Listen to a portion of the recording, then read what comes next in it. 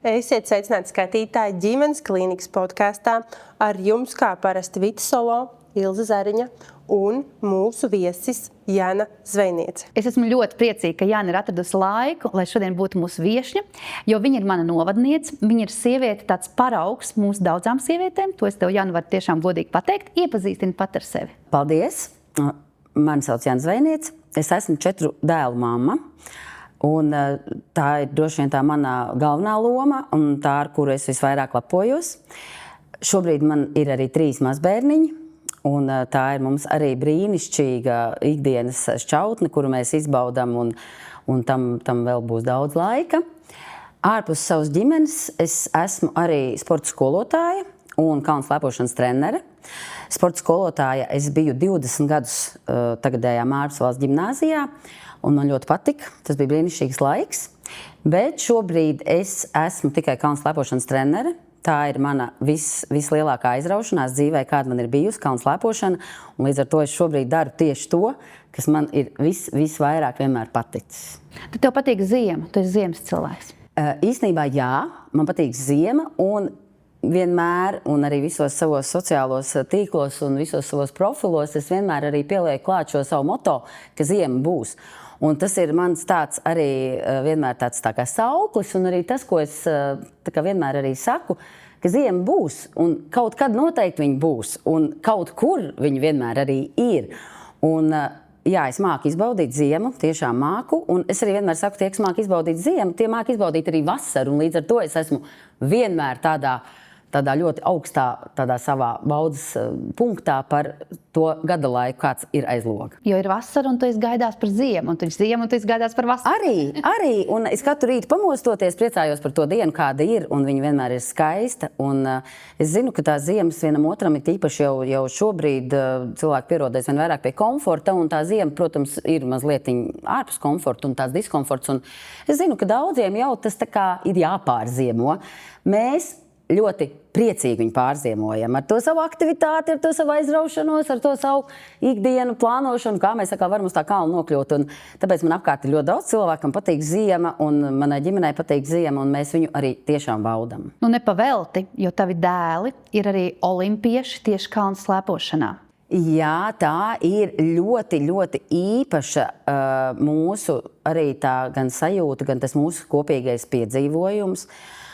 Un tā ir arī mana tāda ļoti, ļoti svarīga loma dzīvē būt tieši kalnu slēpotāju trenerei un tieši kalnu slēpotāju mammai. Un, protams, ka tā kalnu slēpošana jau manā dzīvē sākusies ļoti, ļoti sen. Un no manas bērnības, kad arī manam tēvam gribējās, lai es slēpoju, un tajos laikos tas vispār bija ekskluzīvi, un atrast to kalnu, un tajā brīdī arī, lai tur būtu pacēlājs. Un visi tie piedzīvojumi, kas tur bija par un ap to mūsu kalnu slēpošanu tajā laikā, tie ir grāmatas vērti. Un es vienmēr saku, es rakstīšu kādreiz to grāmatu, noteikti rakstīšu par tiem saviem piedzīvojumiem uz kalna un tajos tā laika, protams, Padomijas kalnos un tajos ļoti tālajos, augstajos, tur Altaja un Kaukāza un visos skarbajos arī tos kalnu slēpošanas apstākļos, kad veidojās tā varbūt arī tā mana kalnu slēpošanas pieredze un tā māka un izpratne, un tur arī mans draudzenes no tā laika vēl joprojām mēs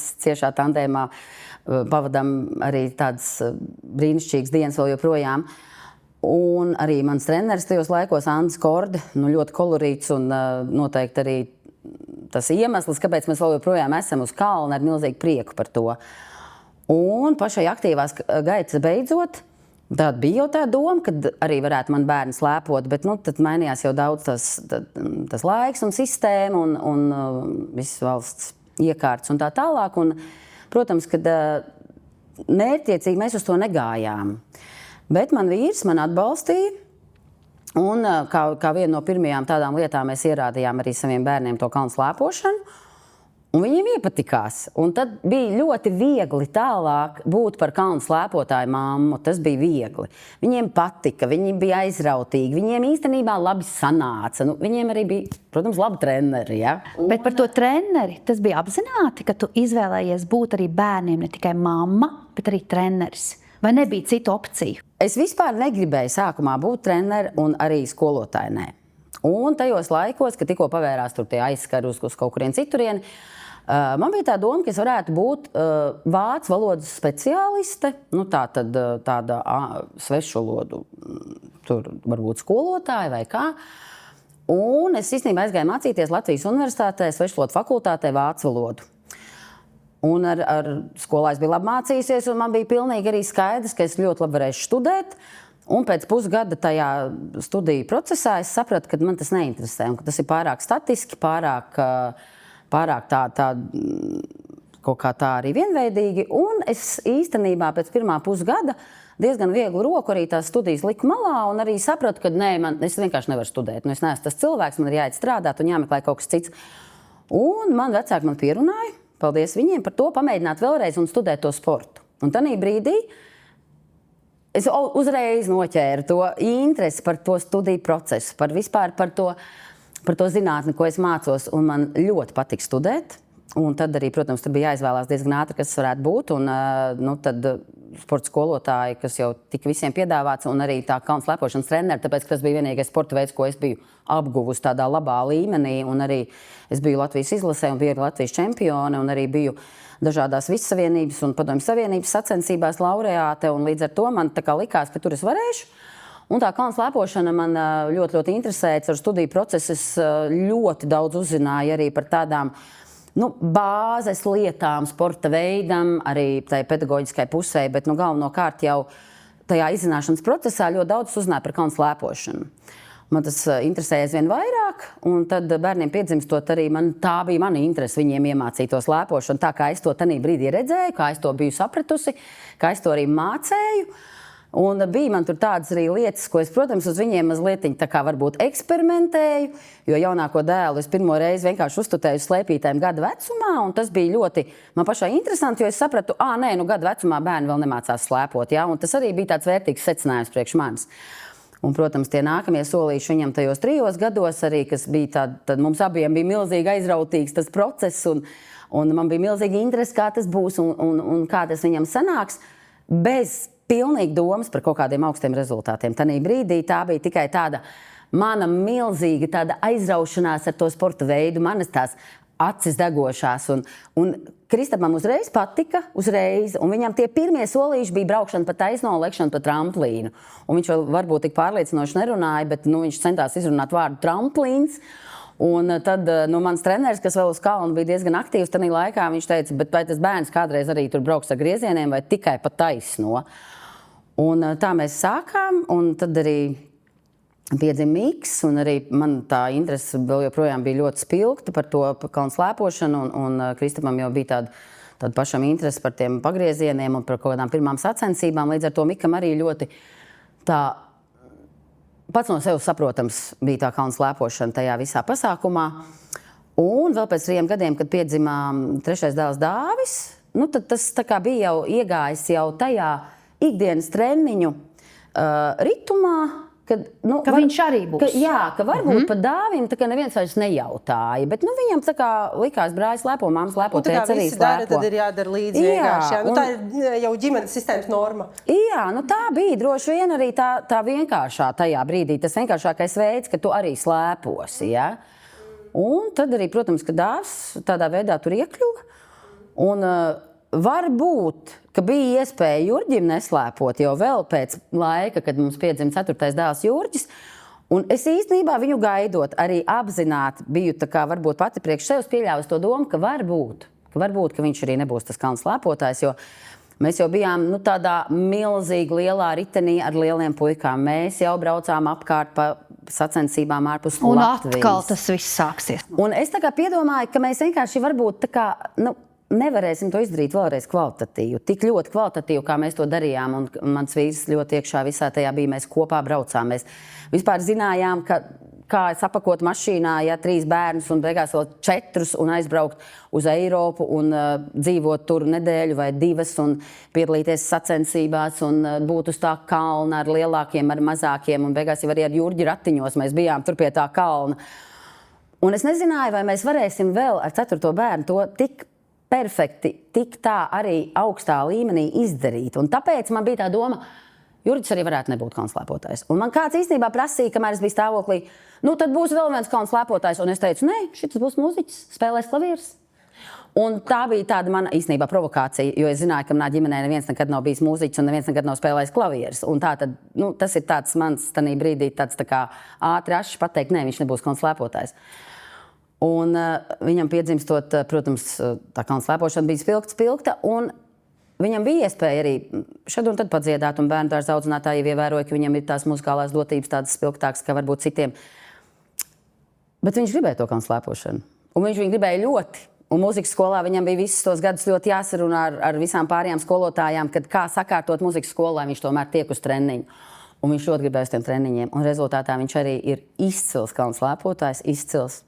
Viņš arī ir bijis augstos rezultātos sacensībās gan Latvijā, gan Baltijā. Un Baltijas kausa kopvērtējumā viņš ir bijis trīniekā. Un arī Latvijas rangā viņš ir bijis pirmais. Līdz tam brīdim, kamēr viņš šobrīd labi ir izvēlējies būt mūzikā. Bet stāsts par to, kā mēs ienācām tajā kalnu slēpošanā un kā mēs tur... Jurģis ir vienīgais, kas ir gājis mūzikas skolā. Jā, viņš ir pilnīgi vienīgais. Un es domāju, ka līdz šim brīdim lielie brāļi īsti lāga neatšķir solfeģo no mūzikas literatūras. Un līdz ar to nekad Jurģim atnākot mājās no mūzikas skolas nav bijusi tā iespēja padalīties, ja, un uz jautājumu, kā tev gāja, viņam nav bijusi iespēja atbildēt, jā, bet es tur to vai šo vai vēl kaut ko, ja.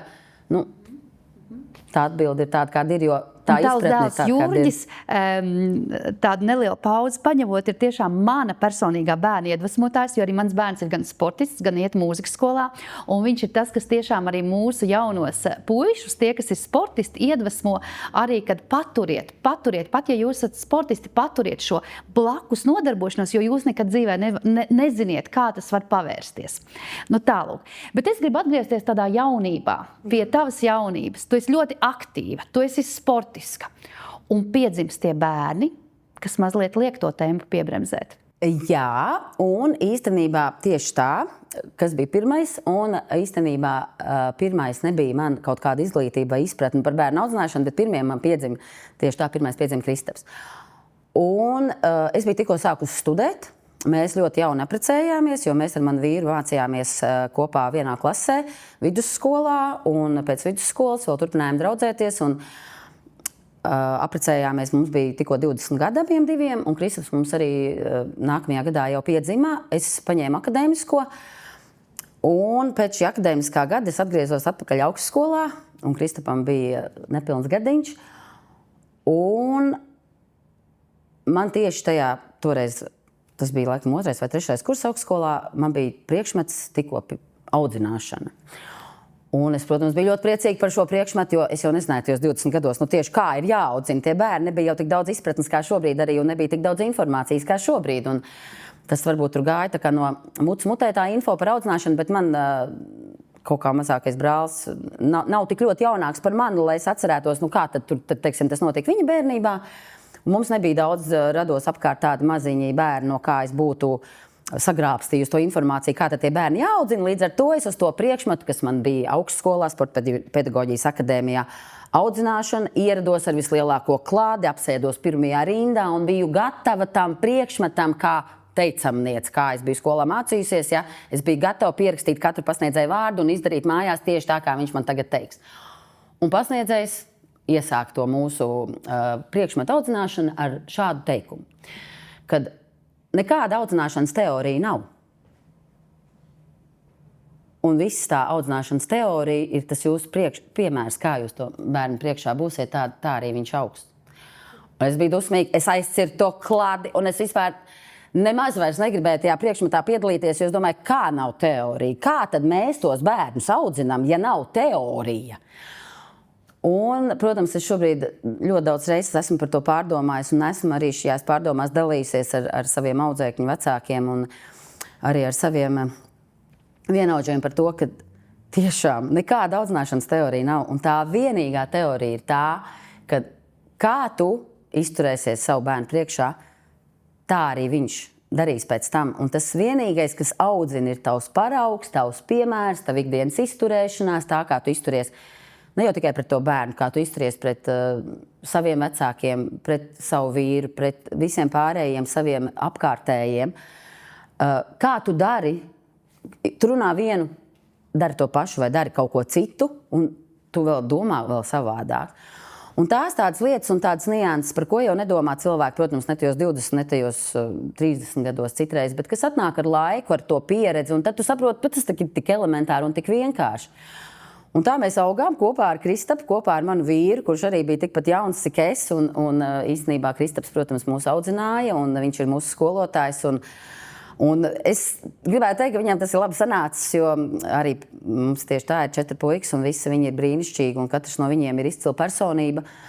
Un mēs ļoti lepojamies ar visiem viņiem 4, un es ļoti ceru, ka mēs tajā audzināšanas procesā neesam tādas milzīgi lielas kaut kādas nepareizas lietas izdarījuši. Tu zināji, ka tev būs 4 dēli? 4 bērni.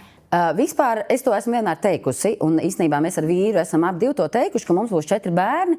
Bet, zin kā, tajos 11 gados tu runā, un tu saki citreiz arī kaut ko tādu, bet, beigās jau ir, varbūt arī tā ir tāda manifestēšana. Jā, mēs tā kā teicām, mums būs 4 bērni. Bet tev bija viegli nolikt to savu aktīvo dzīvesveidu, ka tomēr mēs sievietes, tev ir jāgaida tas bērniņš, jāpiedzemdē, viņš ir kamēr maziņš. Bija viegli? Ļoti grūti. Tas bija nenormāli grūti tajos manos 20. Tas bija droši vien pats grūtākais, kas vispār man jebkad ir bijis. Jo es vēl biju aktīva sportiste. Es biju aktīva tajā brīdī, tikko iestājusies tajā augstskolā un sapratusi, ka man tas der, ka man tas patīk, ka man tas nenormāli interesē. Un es vispār vēl pati sportoju, vēl gadu pirms Kristapa piedzimšanas, es vēl biju Latvijas čempione. Un varbūt vienīgais, kas bija, ka tikko tajā brīdī mainījās valsts iekārta, un no tā, kas bija līdz tam 91. gadam, no tām iespējām, kas bija tās vēl padomjas iespējas, mainījās ļoti strauji visa tā sistēma. Līdz ar to arī tā sporta dzīve, sportistu dzīve. Un bija tāds varbūt pārējais periods. Teiksim, tas tajā pārējais periodā tad arī es pārgāju no tās aktīvās sportistas uz mammu.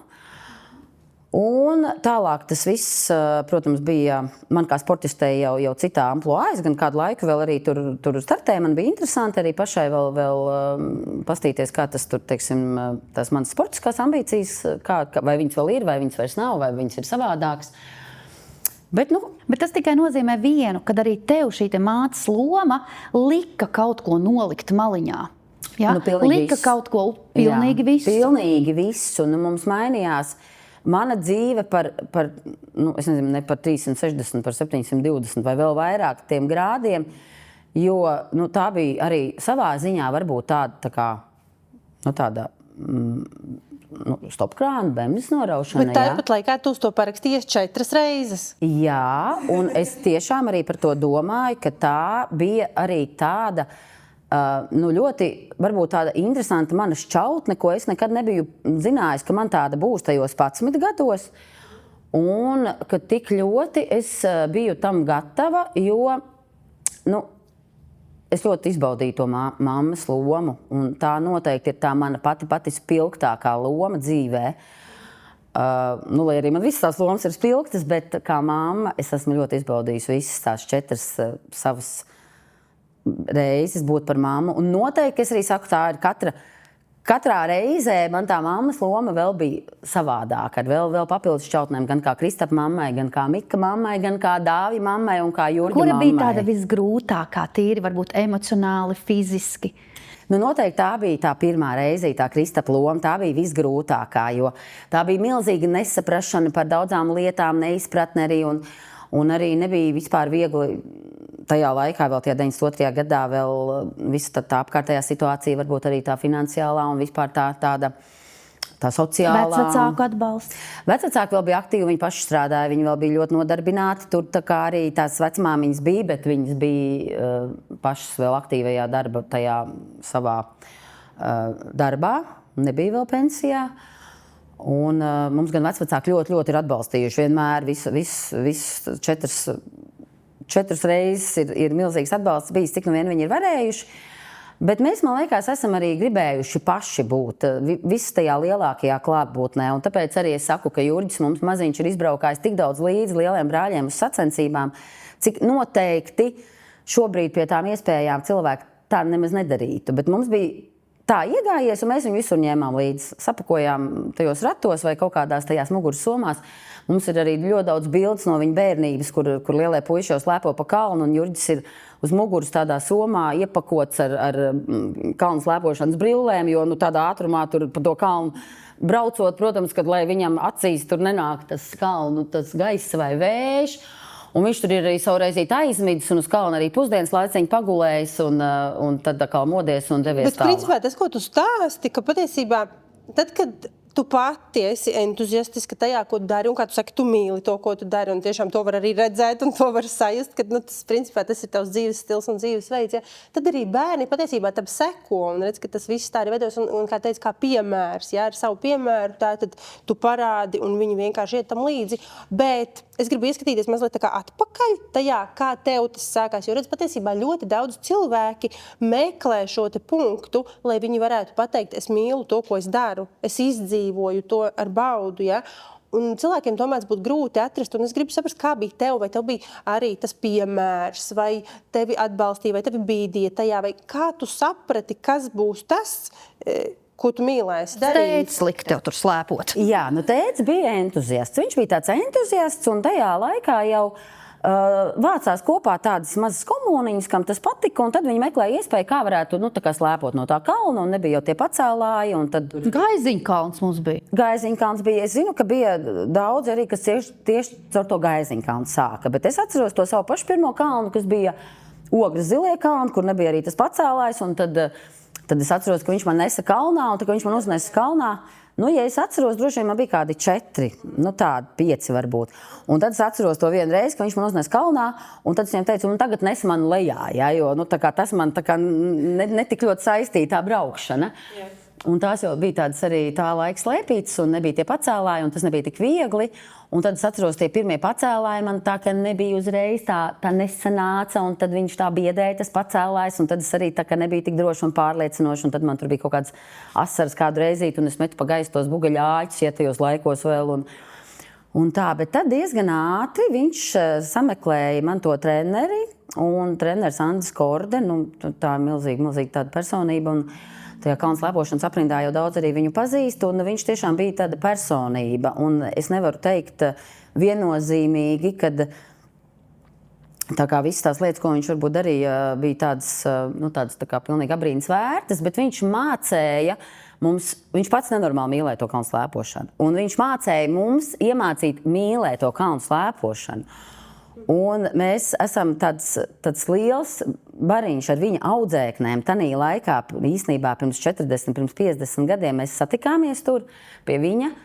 Un mēs vēl joprojām esam kopā, un ne tikai vienkārši kopā, bet mēs visas esam kaut kādā veidā uz kalnu, kā treneris, kā instruktoris, kā mammas. Un mēs tā kā saprotam, ka tā ir tāda unikāla diezgan situācija satikties tajos ļoti tālajos 70. 80. gados. Un vēl joprojām būt ar milzīgu interesi uz kalna, noteikti, ka tas mūsu treneris mācēja mums to mīlestību. Bet tad tu varētu teikt, ka treneris ir tas, kurš var ielikt mīlestību pret to sporta veidu, vai ne? Jā, noteikti, ka tas ir treneris, jo treneris vienmēr uz tā kalna viņš būs tā kā tuvākā vecāki. Jo es nekādā gadījumā nevaru noliekt vecāku lomu tajā, bet vecāki nevienmēr būs ar tādu milzīgu tādu pašatdevi tajā, bet trenerim noteikti ir tā atdeve un tā cita atdeve un cita tā pašatdeve. Viņš atdod sevi visu uz tā kalna. Un ja tas bērns to sajutīs, tad viņš arī no tā trenera tanī brīdī mācīsies to, kā jau es teicu, to piemēru, ja, jo treneris to parāda ar savu to attieksmu uz kalnu esot, kā viņš mīl to sporta veidu, vai vienalga varbūt tas ir kāds cits sporta veids. Ja tas ir ļoti svarīgi, par treneri, tad trenerim ir milzīga nozīme. Es gribu pakavēties tajā iepriekšējā tavā domu graudā, ka tavā bērnu ienākšana tavā dzīvē prasīja ļoti lielu atteikšanos no daudz kā. Un, manuprāt, šitas ir punkts, ko varbūt tām jaunajām sievietēm, kuras mēs šobrīd visas esam ļoti aktīvi. Mēs esam ļoti aktīvi cilvēki, ja? Un tie, kas tiešām domā, ka kā man tas bērns izmainīs to pasauli, vai es to varēšu, tad Jāni ir tas piemērs. Kad jāsaka tā, pirmais bērns ir visgrūtākais, vai ne, jo tad mēs neko nezinām, bet pat tev tādai aktīvistei, kurai tāda bērnu ienākšana dzīvē prasa nolikt daudz ko maliņā, tu uz to parakstījies 4 reizes. Un mums tie bērni ir jārada, un mums tā dzimstība Latvijā ir jāceļ. Tā kā es ceru, ka tavs piemērs ir arī tādām jaunām sievietēm, tāda iedvesma, kad tie bērni var būt. Un, nu labi, tev tie bērni ir tagad maziņi, 1, 2, 3. Kā tu savienoji tās savas intereses ar tiem bērniem? Tu paspēji vēl aiziet pati pasportot, kaut kādas savas intereses saglabāt? Jā, tas, ko man gribās saprast, arī, jā, tā tad ir bērni, un tu tomēr arī viņos gribi ieguldīties. Ja vēl, kā tu saki, tu redzi, ka viņiem arī tā kā patīk un interesē, un ir tavas lietas, kas tev arī interesē un patīk, nu tā kā apmēram pat procentuāli, cik tu varētu teikt, tu atdevi viņiem, un cik tu paņēmi sev to laiku, kas tev bija? Nu, zin kā, jā, tas noteikti, tā bija noteikti tāda milzīga sevis nolikšana malā, bet cik mēs bijām tik ļoti jauni un tik ļoti ar mazu izpratni, kā tad tas bērns ir jāaudzina. Mēs visur ņēmām līdzi, un līdz ar to mēs ļoti daudz ko vēl darījām. Es ļoti atceros vēl savu to treniņu procesu, jo es tā kā nebiju gatava pilnībā nolikt malā savu treniņu procesu, un es arī varēju tur piedalīties visos treniņos un turpināt trenēties, un mēs ņēmām Kristapu līdzi. Mēs braucām, viņš Ragaviņās sēdēja, viņam tur bija ieklāta tādiņa, un viņš sēdēja lejā pie kalna un skatījās to manu treniņu procesu, kā es pa to kalnu braucu. Un viņš sēž lejā, es piebraucu pie viņa, nu es viņam katreiz tur pasaku kaut ko, un tur arī visi tie pārējie man treniņu biedri arī nobrauc, katreiz viņam kaut ko pasaku, un tad mēs braucam ar to pacēlāju augšā, viņš tur paliek sēdēt lejā tajās Ragaviņās, tajā savā, pusotrā gadiņā. Attiecīgi, tu dari savas lietas, un viņš vienkārši ir piedalās. procesā. Jā, un viņam tas tā kā tādā multenē, viņš to visu redz, un viņam tur ir gan svaigs gaiss, gan arī tur kaut kāda tomēr arī dzīves pieredze, un gan jau beigalos arī tā audzināšana.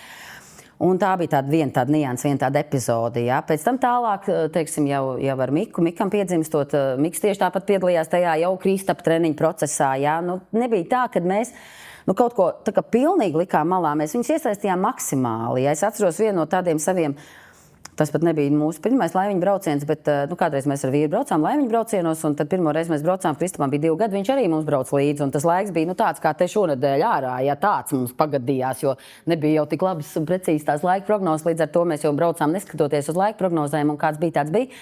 Nu, un Kristaps arī ar to situāciju tik galā tādā 2 gadu vecumā. Nu, tas, ko es gribu teikt, ka mēs ņēmām ļoti daudz, kur bērns līdzi un iesaistījām, un mēs nevis domājām, teiksim, kaut ko likt malā, bet kā mēs to varam turpināt darīt, iesaistot bērnus tajā. Un nebaidoties varbūt no tām iespējām vai neiespējām, jo uz Siguldas treniņiem es tajā laikā, piemēram, braucu ar vilcienu. Ja, tā tad arī Kristaps bija ar visām Ragaviņām iekšā vilcienā, es biju ar slēpēm iekšā vilcienā, mēs aizbraucām, aizgājām līdz tam kalnam, trenējāmies un pēc tam nokļuvām vēl mājās vakarā. Un, tas nebija neiespējami. Es domāju, šobrīd tās iespējas ir daudz vairāk, vienkārši varbūt tā domāšana varbūt pamainījusies šobrīd tām jaunām māmiņām tajos viņu 20 gados. Nu. Redz, te vēl ir tā, ka bieži vien mēdz būt šis jautājums, ne tikai par sportu, ja, bet vispārīgi, kā saglabāt tam bērnam motivāciju, tātad darīt lietas. Attiecīgi, tavā situācijā es saprotu, jā, tu tur pati dari, tu dedz par to savu lietu, un bērns it kā iet līdzi. Bet tāpat laikā noteikti ir kaut kādas dienas, kad viņš pasaka, ne, es negribu, šodien es tur gribu palikt mājās, viņš pretojās. Ja? Un kā mēs zinām, ja bērnus sāk laust tajā brīdī, viņi vēl mazāk grib darīt šīs lietas. Un tad šeit gribās pajautāt, ko tu darīji tādās dienās, kad bērns negribēja? Kā tu viņu motivēji? Īstenībā mums bija ļoti spilgti arī visi šie gadījumi, ļoti spilgti. Jo savukārt trešajam dēlam Dāvim, viņam, kā jau es teicu, varbūt nebija tik daudz variantu vairs izvēlēties savu to sporta veidu, jo tas sporta veids bija izvēlēts. Bet viņam arī tā kā patika un labi gāja, un ka tad kaut kādā mirklī viņam bija šī negribēšana, un viņa bija ļoti spilgta. Un, kā jau es teicu, man katrs bērns ir ļoti spilgta personība, un līdz ar to viņiem katram tie viņu gribēšanas un negribēšanas bija spilgtas. Un es atceros Dāvim to periodu. Un tie bija kaut kādi 8, 9, 10 gadi, un tieši Jurģis bija piedzimis, un es ar viņu varbūt tā kā arī kādu reizīti gribēju varbūt palikt mājās tajā vakarā un nevest visus, nebraukt ar viņu līdzi visiem uz treniņu. Un tad es atceros, ka Dāvis tur izpildījās, man jāsaka. Jā, kāds ir izpildījās? Iedot tādu konkrētu piemēru. Piemēram, jā, protams, ka viņš tur negribēja, un viņš kā uz treniņu, kā šodien uz to treniņu, tagad? Es saku, bet tagad ir tā diena, un tagad mēs braucam. Viņš, protams, negrib, bet mēs viņu iedbonam mašīnā. Un viņš aizbrauc otrā galā, un pa ceļam viņš ir samiegojies līdz tai Siguldai, un viņš izkāpj ārā un paziņo man tēvs, un viņu veda toreizīt, un viņš paziņo, viņš saka, šitie nav man zābaki. Šitie nav man zābaki, es viņus nevilkšu, es viņus nevaru uzvilkt, es viņus nevilkšu, un es uz to treniņu neiešu. Un, protams, ka viņš arī neuzvelk un neaiziet uz to treniņu, un atbraucot atpakaļ, man ir šis stāsts, ka viņam tak nebija viņa zābaka līdzi, un tāpēc viņš netrenējās, bet es jau redzu, ka tie ir viņa zābaki, viņš vienkārši ir līdz galam izpildījis to savu to domu, kad šodien viņš negrib trenēties tieši šodien. Un Dāvim bija ļoti spilgti šie gājieni, un viņš neņems ļaunā, kad es par to runāju, jo viņam viņi bija ilgi, viņam viņi bija daudzus gadus, un bija arī tā kā jau nāk tas pusauģu vecums, un es saprotu, ka tā kā man būs grūti tam pusauģu vecumam tikt pāri bez tā sporta, jo es zinu, kā sportistiem pārdzīvot pusauģu periodu, bet es nezinu īsti, vai bez sporta mēs tam tiksim pāri.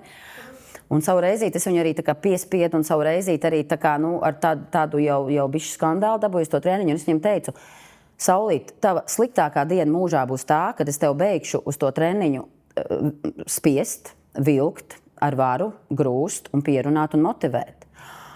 Un rezultātā mēs tikām tam pāri, un Dāvis līdz šim brīdim, viņš ir uz kalnu. Vēl joprojām, starp citu arī tieši šodien, viņš ir uz kalnu, viņš strādā par treneri, kalnu slēpošanas treneri. Ļoti tādās prestižās komandās vēl līdz šim brīdim. Viņš ir treneris. Viņš ir treneris, jā. Viņš jau treneris ir ļoti ilgi. Un šobrīd viņam ir atkal jauna komanda, kurā viņš ir pieņemts darbā. Startautiska komanda, kur ir sportisti no lielām kalnu slēpošanas lielvalstīm, un viņš strādā par treneri ar viņiem jau ilgus gadus. Bet tu biji gatava atteikties, kaut vienā brīdī saprast, labi, ir jāliek punkts, nebūs viņš tas kalns slēpotais. Labi, es atvainojos, var atrast citu sporta veidu, kā pārdzīvot pusauģu vecumu, kaut vai vieglatlētikas treniņi, ja?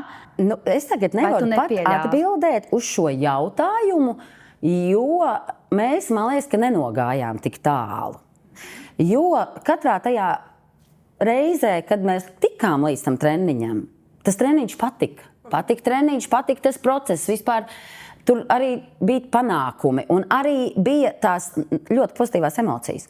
Un jau kādu laiku vēlāk, kad Dāvis jau pats arī tā kā par to treneri sāk strādāt, jo viņš diezgan agri sāk strādāt par treneri un jau viņš ilgus gadus strādā par treneri ar maziem bērniem, ar lieliem bērniem, ar augstu līmeņu sportistiem, ar pasaules kausa sportistiem. Un arī ar bērniem citreiz, kad viņš strādā, viņš man arī saka, toreiz jau nebija runa par to, kad viņš negribēja braukt uz treniņu. Viņš negribēja braukt. Un tās ir divas dažādas lietas. Un mēs šobrīd ļoti daudz runājam ar bērnu vecākiem par to, ka arī man citreiz vecāki saka, bet viņš citreiz negrib braukt uz to treniņu. Un es saku, bet vajag padomāt un vajag varbūt izrunāt un saprast, vai viņš negrib braukt uz treniņu, vai viņš negrib braukt. Jo tās ir divas dažādas negribēšanas, un katrai no viņām ir mazliet cita tā atbilde un cita tā. Šis ir gudri, ko tu saki, vai viņš negrib uz treniņu, vai viņš negrib braukt. Un noteikti vēl viena lieta, uz kuru es arī skatījos, ka bērniem dažkārt vienkārši patīk pārbaudīt robežas. Viņiem patīk pārbaudīt, cik tālu viņš var aiziet. Un tas, ko tu esi iemācījis bērniem, un sports to noteikti dod, un kāpēc tas vispār ir svarīgi, tā ir tā disciplīna. Ja? Un tas, ka tev atkal šodien būs jāpasaka jā, vienalga, vai tu gribi, vai tu negribi, bet tev būs jāpasaka jā. Tev būs jāpasaka jā gan braukt, gan iet uz treniņu. Un vēl viena lieta par to, ka tātad bieži vien tā pretestība un tā negribēšana ir pirms tu sāc darīt. Tas nav tikai sportā, tas ir vispārīgi cilvēkam dzīvē. Ja? Un tad, kad tu ieej tajā procesā, tad īstenībā ir forši un vēl pabeidzot to treniņu ir milzīgs prieks par to, ka tas ir izdarīts. Un ja ir vēl kaut kādi sasniegumi, tā ir vēl papildus motivācija. Tā ir motivācija, jā. Un tāpēc šeit ļoti skaisti parāda to, ka dažkārt ir dzīvē vienkārši sevi jāpiespiež arī tad, kad negribās. Tas ir noteikti tu to dari arī uz sevis, un noteikti tas ir tas, ko tu nodod arī tālāk. Bet es šajā jautājumā gribu paprocēt, Jānu, par to, ka es zinu, kas ir sportista mammai būt, ja? Kad tu kā mamma savam bērnam vari kādreiz pateikt stingrāk. Savācies vai kaut ko stingrāk pateikt, ja, kaut kādā treniņu procesā tam līdzīgi, bet tu esi arī treneri citiem bērniem.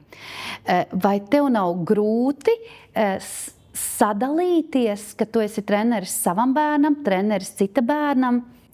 Īstenībā tā ir tāda milzīga liela tēma vispār arī psiholoģijā, ja šīs lomas.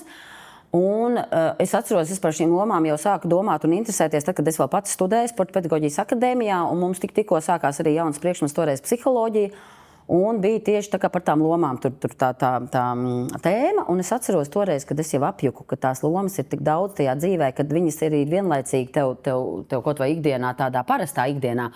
Un tad es saprotu, jo tajā brīdī, kad es sāku strādāt ar bērniem un ar saviem bērniem, ka tā loma vienā dienā tev ir jāizspēlē cik reizes, un kā jau es tāpēc saku, es ļoti spilgti izjūtu arī to, ka man ir pilnīgi atšķirīgas šīs lomas, kā Kristapa mammai, kā Mika mammai, kā Dāvi mammai un kā Jurģa mammai. Tātad man jau vienā mājā, jau vienā dienā tās lomas ir daudz, un tad tieši tā, kad es vēl biju treneri viņiem, un es īstenībā biju arī viņiem skolotāju skolā, sporta skolotāju. Es gribēju teikt, tie nabaga bērni, viņi droši vien dabūja arī jūs kā skolotāji. Un es vēl biju viņiem bērnu dārzā sporta skolotāji, un līdz ar to, es tiešām lepojos, ar to mūsu milzīgo tādu sadarbības dažādo to formātu, kā mēs esam dzīvojuši un izdzīvojuši, un vistrakāk bija, man liekas, ka Jurģim, jo viņam es biju pirmkārt sporta skolotāja bērnu dārzā, pēc tam es viņam biju sporta skolotāja skolā, un vēl piedevām es viņam biju trenere, jo Jurģim es biju vislielāko laiku treneri, jo tad, kad lielie puiši, diezgan ātri viņiem jau parādījās tāda laba panākuma, un arī mēs bijām ļoti priecīgi, mums bija tāda iespēja, kad viņiem bija austriešu treneris, un viņa daudz arī trenējās un pavadīja laiku ar austriešu treneri. Klavieru skolotāji tu nebija, Jurģim. Klavieru skolotājs nebija, paldies Dievam. Bet tas, ko gribās saprast, ir kāda tā loma ir tad, kad tu esi, pieņemsim, treneris savam bērnam, un kāda tu esi, kad tu būsi treneri, pieņemsim, manam bērnam. Ir atšķirība. Tur ir mazliet atšķirība, jā, protams, jo tu jau nevari izslēgt tajā brīdī, kad tu esi mamma, tā kā mamma savam bērnam un treneris savam bērnam, tā ir atkal cita loma. Ja, jo būt trenerim savam bērnam un trenerim citam bērnam, tās ir divas dažādas lomas. Jā, un tur, protams, ideālā variantā jau, teiksim, tādā kā man, un mums ir ģimenes sporta klubs, un līdz ar to mēs, tā kā es neesmu vienīgā treneri, mēs esam vairāk treneri savā sporta klubā, tad ideālā variantā tavam bērnam ir kāds cits treneris. Un man paldies manai kolēģei, kas arī ilgus gadus bija Jurģa treneri līdz ar to, jo tā kā es jau biju treneri un es biju galvenā treneri un protams, mēs klubā darbojāmies kopā, bet tādos ikdienas vingrinājumos un daram tagad to tik reizes, tāpēc man bija ļoti viegli ar manu kolēģi sarunāt, kuras starp citu ir ar mani kopā no bērnības. Mēs esam abas divas kopā trenējušās kalnu slēpošanā, līdz ar to mēs zinām vienu otru jau vairāk kā 40 gadus. Un mums bija viegli ar viņu arī saprasties, un viņai bija, tā kā varbūt neviegli trenēt manu dēlu, bet katrā ziņā man bija vieglāk, kad viņa bija treneri manam dēlam. Tev bija vieglāk uzticēties viņai? Man bija vieglāk, tāpēc, ka es kā mamma un kā vienkārši treneri, kā treneri mamma un trenere, varēju vieglāk sadalīt to savu darbošanās lauciņu un būt tikai treneri, nevis vēl paralēli treneri mamma. Jo, kā jau es teicu, Jurģim vēl es biju skolā skolotāji un vēl bērndārzā. Un tās jau bija viņam ļoti daudz ar mani tādas kopīgas jau situācijas. Jā. Un es domāju, viņam arī bija labāk tas, ka viņam bija kāds cits treneris. Tieši viņam tas bija labāk. Šeit es redzu to, ka tev ir izdevies caur šo savu profesiju, par ko mēs esam iepriekšējās epizodēs runājuši, kad ir sievietes, kurām ir tātad šī karjera vai uzņēmēja darbība, atliek druskuņi zaudēt, tiem bērniem zaudēt, ka tās mammas nav tik klātesošas un tam līdzīgi, bet tu esi spējis realizēt sevi karjerā, vienlaicīgi būt tā kā blakus arī visu laiku esoša mamma. Bet parunājot par tevi kā par Jānu, kā par cilvēku, vai tu vari teikt, ka tie bērni ir tevi veidojuši kā personību, ka tu esi augusi kā cilvēks, kā treneri, arī pateicoties saviem bērniem? Jā, noteikti bērniem un protams, ka pirmām kārtām manam vīram, jo mēs tiešām izaugām kopā, gan tajā skolas solā, gan pēc tam arī tālāk kopā audzinot bērnus un veidojot mūsu ģimeni. Viņš arī bija ļoti klātesošs visās mūsu tajās kalnu slēpošanas aktivitātēs, un vēl joprojām šobrīd mēs divatā citreiz aizbraucam paslēpot, un īstenībā tās man arī brīnišķīgs tāds brīvdienas ir. Bet, jā, bērni mūs veidoja, un konkrēti mani ļoti veidoja, jo man bija ļoti jāizmaina vispār tā sava pusauģu un jaunības tas maksimālisms, kas man noteikti vispār ir no dzimšanas, jā, un man vienmēr ir ļoti svarīgi, lai ir tā, kā es saku, un tikai tā, un nekā savādāk. Un bērni man, protams, piespieda man mainīt kaut ko no tā, lai arī, protams, ka viņiem liekas, ka es vēl līdz šim brīdim pasaku tā, kā ir, un kā tam jābūt, un tā tas būs. Bet es ļoti daudz esmu mainījusies, tieši pateicoties viņiem, jā. Un tagad tu saki divatā. Labi, ir tie bērni, visu laiku tas dinamiskums, tie treniņi, viss, un tie bērni izaug, un viņi aiziet savā dzīvē. Un kas tad mainījās? Bija viegli pierast pie tā? Mēs neesam tik ļoti atdalījušies, jā, jo puikas ir tuvumā. Viņi ir ļoti tuvu mums, un Un īstenībā es strādāju ar viņiem kopā, viņi ir mani treneri, viņi ir manā klubā labākie treneri, vispār labākie treneri Latvijā un labākie treneri pusē Eiropā. Ko viņi trenē, pastāsti? Viņi trenē kalnslēpotājus, jaunos kalnslēpotājus sportklubā Virsotne, ja tas ir mūsu ģimenes klubs. Un mēs esam 6 treneru klubā, no kuriem 3 ir mani vecākie dēli. Un līdz ar to mēs esam kopā katru dienu gandrīz vai tajā treniņu procesā, vai plānošanā, vai darbībā, vai kādos izbraucienos uz kalna un stadionā. Un nākamnedēļ es kopā ar 2 vecākiem dēliem arī braucu uz Lietuvu. Mēs veselu nedēļu būsim tādā treniņu nedēļā, tur tajā Lietuvas slēpošanas Un tiem kalnā. dēliem parādās draudzenes un sievas. Un sievas, jā, šobrīd viņiem visiem ir draudzenes vai sievas, un viņas ir vienkārši fantastiski. Vienkārši izcilas 4 meitenes ir ienākušas mūsu ģimenē.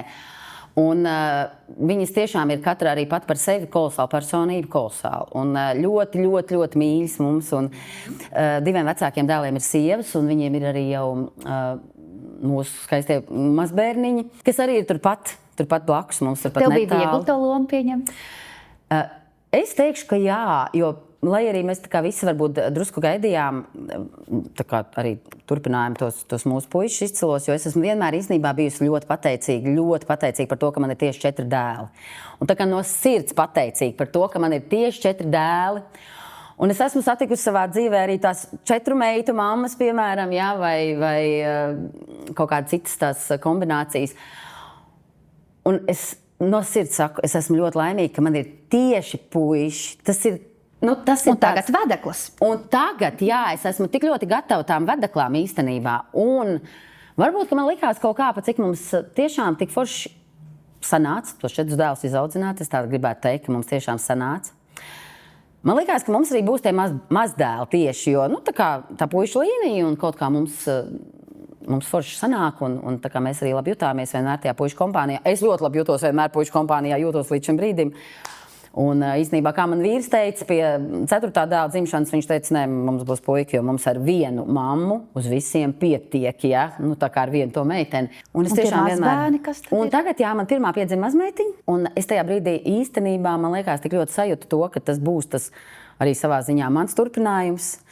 Un, protams, tā meiteņu līnija arī mūsu dzimtā viņa būs, un tad pēc tam mums mazdēliņš, un tagad tikko mums ir vēl viena mazmeitiņa. Tātad jums ir 2 mazmeitiņas, 2 mazmeitiņas un mazdēliņš. Meitenēm par labu šobrīd. Mēs vispār šobrīd visā mūsu tajā dzimtā, mēs arī jau esam pavilkuši to svītru, ka meitenes šobrīd ir vairāk. Bet tu teici, ka vispār bērnu ienākšana nebija vieglas, un arī tā bērnu audzināšana. Nav jau viss tik skaisti, vai ne? Mēs redzam to skaisto, varbūt tad, kad tas viss izaug un cik forši dēli un viss, un ir bijuši droši vien arī savi grūtumi, pusauģu gadi. Mums droši vien, kad arī daudz skatās kaut kādas pusauģu mammas, jo mūsdienu bērni arī nav no vienkāršākajiem. Es domāju, ka tavi bērni arī tajos laikos nebija no vienkāršākajiem. Tad sports ir tas, kas palīdzēja šos te pusauģu grūtumus pārvarēt. Kas vēl bija tādi izaicinājumi tavu bērnu dzīvē, lai jums šobrīd būtu tās foršās attiecības? Es domāju, ka izaicinājumi vispār bija ļoti daudz, un droši vien daudz vairāk nekā es vispār pat atceros. Bet, lai vai kādi bija tie izaicinājumi, tas sports palīdzēja tajā katrā situācijā, katrā tajā kaut kādā tādā uz jautājumu, ja vai būs tā vai tā. Es atceros tādu spilgtu atkal gadījumu, kad bija tāds jautājums, tusiņš, pusauģiem, protams, aktuāla lieta, ja? Un nākamā dienā brauciens uz sacensībām. Un es atceros, ka konkrēti par vecāko dēlu, tas bija toreiz Kristapam, un tā kā viņš bija viņš vispār ļoti motivēts par sportu, un man nekad nebija par to problēmas, bet tajā pusauģu periodā viņš toreiz saka, bet ir tur tas tāds tusiņš vakarā, un man tā kā ļoti gribās, un es tā kā pat varētu varbūt rītdienas tās sacensības nolikt šobrīd tajā otrā plānā un nebraukt. Un es biju tādā ļoti lielā apmulsumā, kā man viņam palīdzēt izlēmt, jo viņš saka, es nezinu. Es pat nezinu, bet varbūt tās sacensības. Un es pat saku, varbūt izvēlies tu pats, jo es esmu ar mieru, ka tu nebrauc uz tām sacensībām, noies to tusiņu toreiz. Viņš saka, es nezinu, bet es nevaru izdomāt, es nezinu. Un mēs toreiz īstenībā atradām tādu veidu, izdomājām paši priekš sev tādu formulu. Viņam toreiz bija, es domāju, 15 gadi. Kad, jā, šodien tu gribi to un to. Bet tad, kad paies tā šodiena, un tu pamodīsies rītā, un tu būsi pieņēmis to izvēli, tad par kuru no tām lietām tu būsi priecīgāks tajā nākamajā dienā? Vai par to, ka tu būsi tajā iepriekšējā dienā aizgājis uz to tusiņu un neaizbraucis uz tām sacensībām? Vai par to, ka tu nebūsi aizgājis uz to tusiņu, tu būsi aizbraucis uz tām sacensībām, tu būsi nostartējis? Padomā par to rītdienu. Un es toreiz atceros, ka tas bija atvieglojums milzīgs viņam, ka viņam ir kaut kāda iedot formula. Un pēc tam daudzas reizes mēs šo formulu esam izmantojuši. Jā, tagad gribētu zināt, ko viņš izvēlējās beigās. Viņš toreiz izvēlējās sacensības. Jā, sacensības, jā viņš izvēlējās tās sacensības. Protams, ka var jau būt kādreiz dzīvē pēc tam kaut kur arī tādā līdzīgā izvēlē bija arī tās nesacensības vai ne tā sportiskā puse. Bet tāds mums ir vēl šad un tad bijis arī tieši tā jānonāk pie tās izvēles, ja, par ko tu vēlāk būsi priecīgāks. Jo es saprotu šobrīd pilnīgi tiem pusauģiem arī, un izvēles ir vēl vairāk šobrīd. Ja es saku, tagad ir sacensības un tusiņš, tad šobrīd tak ir vēl tur pa lielam vēl var nedarīt neko no tā visu un var palikt mājās un spēlēt telefonu, ja, vai es nezinu, piedalīties vēl kaut kādā tur Roblox čempionātā vai ko. Tā kā ir bijuši tie izaicinājumi, un tajos pusauģu gados noteikti nebija viegli, un bija arī daudz tādas situācijas, ka tur es pat neatceros, arī varbūt vajadzēja pieslēgt vēl kādu papildus speciālistu. Bet es atceros, ka tad, kad jau, Jurģim lielāka starpība mazliet ar brāļiem, ja lieliem brāļiem savā starpā 3 gadi, bet Kristupam, piemēram, ar Jurģi jau ir 13 gadu atšķirība, un tad noteikti es saku, ka Jurģis jau šī gadsimtā piedzimstot pavēra vēl mums šī gadsimta bērna šķautni, kas noteikti ir vispār milzīgi atšķirīgi no pagājušā gadsimtā dzimušiem bērniem. Milzīga atšķirība. Arī vienā ģimenē, arī pie viena genofonda, pie vienas līdzīgas audzināšanas. Milzīga atšķirība ir šajā gadsimtā dzimušiem bērniem ar viņu izpratni vispār par dzīvi un ar viņu tādu arī to psiholoģisko tādu fenotipu, jā. Es gribētu par vēl vienu lomu, par šīm te atšķirībām, par tām paudzēm mēs noteikti pieskarsimies, bet par šo te lomu skolotāju. Viens ir treneris, jo pie tevis kā pie trenera nāk tad augsti attīstīti jau sportisti ar motivāciju un tā tālāk. Bet tagad tu strādā par skolotāju parastajā skolā. Un tev ir 30 bērni, kas varbūt 10 ir sportisti un 20 nesportisti. Kā tu tiki ar šo lomu galā? Parastās skolas sporta skolotājs. Es noteikti nevaru teikt, ka tā man bija parasta skola, jo es pati tajā skolā biju mācījusies. Un salīdzinoši nesen es viņu biju pabeigusi, jo diezgan ātri es viņu atgriezos tajā skolā pēc skolas beigšanas. Līdz ar to tajā skolā bija ļoti daudz tie skolotāji, kas bija mani mācījuši. Un, gandrīz vai tā, ka jāsaka, vēl kāds bija tikko sācis mācīties 1. klasē, kad es pabeidzu 11. Tā priekš manis nebija parasta skola, tā bija mana skola. Mēs abi ar vīru viņu bijām pabeiguši, un viņā jau sāk mācīties mūsu vecākais dēls, un tā man bija tāda ļoti īpaša skola, un es arī tas skolas direktors bija mans direktors bijis vēl tajā laikā, un arī es kā skolotāja sāku strādāt ar milzīgu arī to deksmu un aizrautību, un es atceros, ka man nebija vienalga ne par vienu no tiem bērniem, ne par vienu no tām stundām, un tā bija tā mana vienīgā tāda sajūta, ko es zinu, ka pēc tam vēl sākās tā ļoti, ļoti pārspīlētā tā birokrātiskā puse tam skolotāju darbam, un tad tur bija viss jāsāk pierakstīt, un tad es atceros, ka tā viena no pirmām lietām, ko es varēju pierakstīt savā pašvērtējumā, bija tā, kad bija jāraksturo sevi, un es teicu, man nav vienalga, kas ir manā stundā, un tā man ir tā sajūta, un tāpēc man nebija vienalga gan tas sportists, gan tas nesportists. Un tā skolas sporta programma, protams, tev arī dod to iespēju bišķi tādā plašākā profilā tajā stundā pieslēgties. Ja mēs, piemēram, katrā treniņā sadalām bērnus pēc varēšanas, pēc gribēšanas, pēc darīšanas, un mums ir katrā treniņā ļoti daudz treneru, kas pieslēdzās un strādā katrs treneris ar savu grupiņu, tad, protams, sporta skolotājiem vienlaicīgi strādājot ar 30 bērniem, tev ir jāvar tanī brīdī strādāt gan ar tiem, kas var vairāk, gan ar tiem, kas var mazāk. Un 5, kas negrib vispār neko darīt, piemēram. Es neatceros, man nebija tāda, kas negribēja darīt, jo mēs vienmēr kaut kā tomēr, man bija īstenībā mazās klases, man bija veiksmes stāsts, man bija tikai mazās klases, kuras negribēja neviens cits ņemt, jo tām ir vislielākās klapats, bet tu jau vari, tev jau maz bērni, tu jau tiks galā. 4 bērnu mamma tiks galā arī ar pirmklasniekiem. Un pat cik es paralēli strādāju bērnu dārzā par sporta skolu audzinātāju, tad arī man, protams, ka bija tās iestrādnes, un es ļoti labprāt ņēmu tos mazos pirmklasniekus, otrklasniekus, trešklasniekus, ļoti labprāt. Man vienu gadu tikai īstenībā bija vidusskolnieki, kas man arī ļoti patika. Man ļoti patika, es izbaudīju. Bet tie maziņie jau vēl grib. Viņi jau atnāk, viņi jau vēl visu grib tajā 1. klasītē, 7 gados. Viņi grib to, grib šo, viņi citā reizītē.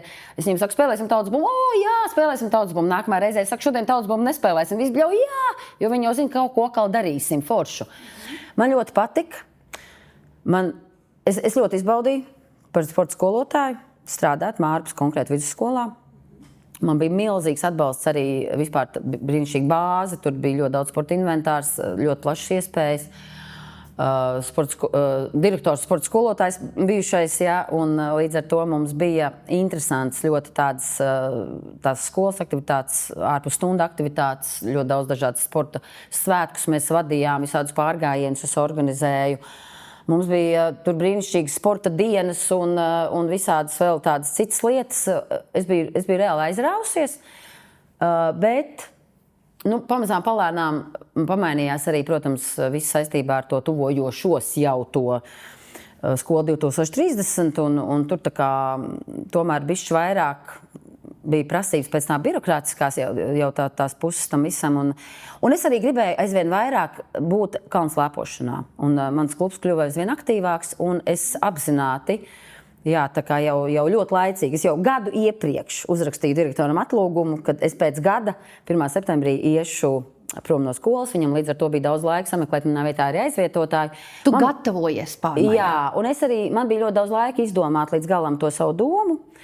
Protams, ka direktors man gadu laikā vairākas reizes pajautāja, vai tu tiešām neesi pārdomājis, bet es izturēju un es aizgāju. Man tajā brīdī likās, tas būs ļoti dīvaini, ka es aiziešu no skolas, bet es tā kā ļoti izbaudīju, kad es varēju būt savā tajā kalnu slēpošanas darbā, savā tajā klubā kopā ar jau tiem kalnu slēpotājiem jaunajiem un arī kopā ar saviem lielajiem dēliem jau kā treneriem. Es arī biju viņiem bišķi vairāk blakus tajā brīdī, kad viņi bija savā tajā visaugstākajā karjeras punktā līdz ar to. Arī tur tev bija svarīgi. Tomēr dēli ir izauguši, bet klātesošai kā mammai arī pieaugušo dēlu dzīvē. Jā, un es to ļoti izbaudīju. Tās bija fantastiskas iespējas būt īstenībā kopā ar saviem bērniem tajos pasaules kausos. Un olimpiādēs bija Kristupam 2 reizes līdz uz starta kā trenere. Un arī Dāvim viņš ļoti aktīvi skrituļoja. Un visi tavi bērni, atvainojos, ir palikuši Latvijā patreiz dzīvot. Neviens nedzīvo ārzemēs. Manuprāt, tā ir arī tāda laime, jo, ņemot vērā viņu apvāršņus, vai ne, daudz no viņiem varēja šobrīd atrasties arī citās Eiropas valstīs, bet viņi ir palikuši šeit. Jā, tā ir milzīga laime. Mēs to arī ļoti novērtējam. Jā, viņiem ir tāda svarīga būšana Latvijā un vispār ļoti svarīga tā Latvijas vārdu nešana pasaulē un arī tā pārstāvniecība šobrīd. Bet atgriežoties atpakaļ pie tām bērnu paudzēm, tad tu strādā par skolotāju, tu saki, ka bērni ir dažādi, un tagad pasaki godīgi 20 gadu garumā. Protams, ka mēs zinām, ka šie paudžu bērni, tā kā tu saki, ka tev 4. bērns pilnīgi atšķirīgs no tiem pirmajiem bērniem, kas ir mainījies mūsdienu bērnos? Nav jau tikai, kad mani bērni, kad bija maziņi, bija savādāk, bet kas ir tas, kas ir mainījies? Noteikti pirmām kārtām man jāsaka, kā sporta speciālistē, ka, diemžēl, ir mainījusies tā fiziskā sagatavotība katram bērnam, ar ko viņš piedzimis. Ja, teiksim, tāda vispārējā fiziskā sagatavotība, es nerunāju vispār par kalnu slēpošanu šobrīd, bet tieši tā elementārā tā pamatiemaņas, kādas viņas ir šobrīd piedzimstot un augot tiem bērniem, jo tādā bērndārza vecumā, ja tā pati skriešana, lekšana, un tādas. Pat neatkarīgi no vecākiem un mūsu audzināšanas. Pilnīgi neatkarīgi no vecākiem. Šis ir tas laikmets. Šis ir tas laikmets, jā, kas acīm redzot arī atstāja jau kaut kādas, es nezinu, pamatots vai nepamatots, tagad ir tas mans teksts, ko es saku, bet jau tādas izmaiņas kaut kur jau piedzimstot. Tas varbūt ir jāņem vērā jauniem vecākiem. Tātad, ja taviem bērniem bija dabiska šī fiziskā sagatavotība, tad šobrīd varbūt ir vairāk pie tā jāstrādā. Noteikti pie tā vairāk ir jāstrādā, bet es arī redzu, ka reāli ir vecāki, kas tam pieiet tā ļoti mērķtiecīgi no pirmā mirkļa jau, un kas izvēlās arī savam bērnam ļoti daudz un dažādas tādas aktivitātes, attīstību veicinošas. Ja? Jo, protams, kad mazais bērns būs ļoti priecīgs par jebkādu rotaļlietu savā mājā, bet, ja viņam tā rotaļlieta ir jau šo fizisko aktivitāti veicinoša, vai tādas trepītas kāpjamās, vai kādas jau visādas iespējas tagad ir, Protams, kad viņam tā attīstība notiks pat no sevis. Tajā mājā, tajā bērnstabā, tur rāpjoties, karājoties, Šķiet, ka mūsdienās bērni tomēr ir aktīvāki. Aktīvāk kādā ziņā, protams, ka viņi ir aktīvāki tādā, teiksim, mums kaut kur uz ielas, ja, tā aktīvāk, tā, bet ka ne viņi fiziski, ir fiziskā sagatavotība. Nesavāktāki varbūt, ja, tā aktivitāte varbūt ir caur to jāanalizē mazlietiņ, jo tas noteikti, ko es saku pagājušā gadsimtā, droši vien tās audzināšanas metodas vai kas, bet bērni bija tādi disciplinētāki. Viņi bija tādi varbūt cieņpilnāki pret kaut kādām audzināšanas iezīmēm, pret aizrādījumiem, pret kaut kādām arī sabiedrības normas arī bija varbūt savādāks mazlietiņ. Ja? Viņi bija tā kā savāktāki. Šajā gadsimtā mēs noteikti redzam tos bērnus, kas dzimuši, viņi ir brīvāki. Vairāk ir brīvības, tad bija vairāk disciplinētība un tāda mērķtiecība. Šobrīd ir vairāk brīvības. Jo tas, ko tu stāsti, tas tiešām ir superīgs, fantastisks piemērs tam, ka tu tā kā esi tas vecāks, kurš dara, un bērni tev seko. Un lūk, mēs redzam rezultātu. Bet skaties, tagad pieņemsim, mūsu skatās vecāks, kurš pats nav baigi sportiskais. Bet viņš tā kā gribētu, lai tas bērns ir sportisks. Ja?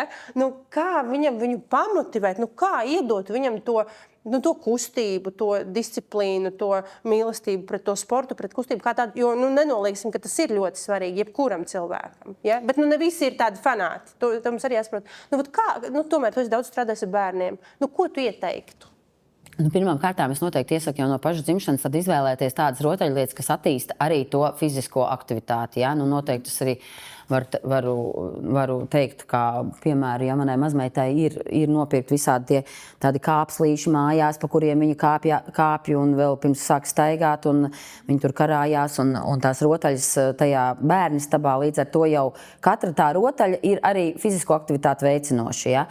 No bērnības, maziem bērniem var visus izmantot, iespējas tagad ir bezgalīgs, visus tos dažādus braucamos, dažādus līdzsvarā, visus disbalans veidīgos. Ja? Vienkārši mums jau katram vecākam mājās būs, jāsaka, pilna bērnu istaba ar spēļu mantām. Jautājums kādām? Un jautājums, vai viņa ir tāda, varbūt, aktivitāte veicinoša. Atbilstoša bērna aktivitāte. Ja? Jo bieži vien būsim godīgi, vecākiem arī mēdz būt vieglāk iedot telefonu, pasēd, paskaties multeni. Ja? Jo tad, cik tam bērnam ir jākustās, vecākam ir jāsaprot, ka viņam ir jāskatās līdzi. Un viņam būs jāpievērš uzmanība. Jā.